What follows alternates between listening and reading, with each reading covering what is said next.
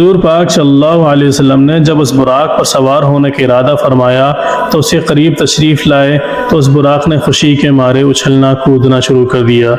یہ دیکھ کر حضرت جبریل علیہ السلام نے اپنا ہاتھ اس کی گردن کے بالوں پر پھیرا اور فرمایا، اے براق، تجھے حیا نہیں آتی؟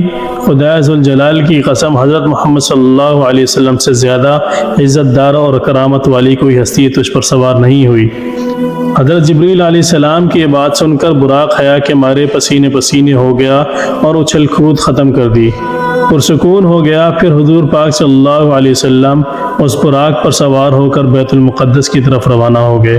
ناظرین گرامی، اس نورانی سفر کے دوران حضرت جبریل علیہ السلام جو کہ فرشتوں کے سربراہ ہیں، وہ بھی حضور پاک صلی اللہ علیہ وسلم کے ہمراہ تھے۔